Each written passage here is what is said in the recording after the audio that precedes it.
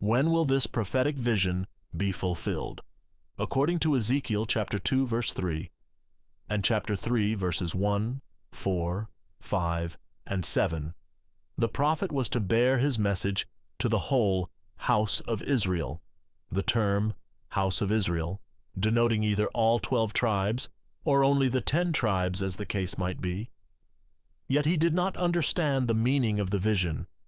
Had he would have explained it rather than declaring, I came to them of the captivity at Tel Abib, that dwelt by the river of Chebar, and I sat where they sat, and remained there astonished among them 7 days. Ezekiel chapter 3, verse 15. Since at the time of the vision, the house of Judah, the 2-tribe kingdom, was in captivity in the land of the Chaldeans, and the house of Israel, the 10-tribe kingdom, was in dispersion among the nations, whither it had been carried away and scattered some years before. 2 Kings chapter 17, verse 6. There was no possibility of Ezekiel's delivering the message to them. And as it is to both the house of Israel and the house of Judah, Ezekiel chapter 9, verse 9, the 12 tribes, consequently it was prophetic in Ezekiel's time. The Jewish nation, moreover, up to the time of Christ, had no light on this prophecy, and it appeared to them as too complicated to understand, and even unsafe for an ordinary mind to read.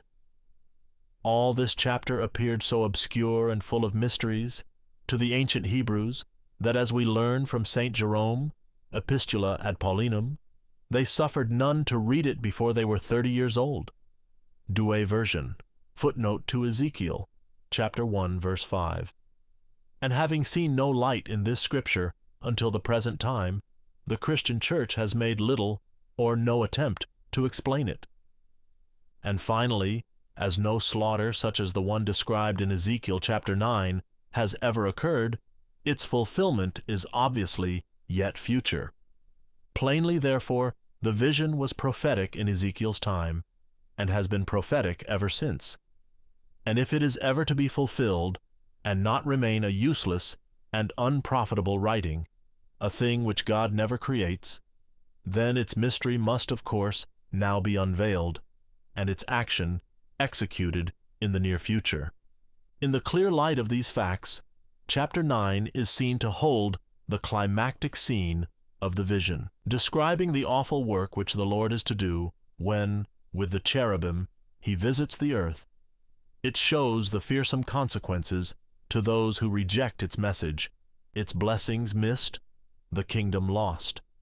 Tragic, frightful experience, it shall be the fate of all who refuse now to awake and to know about it, but who choose rather to remain in ignorance of its truth and of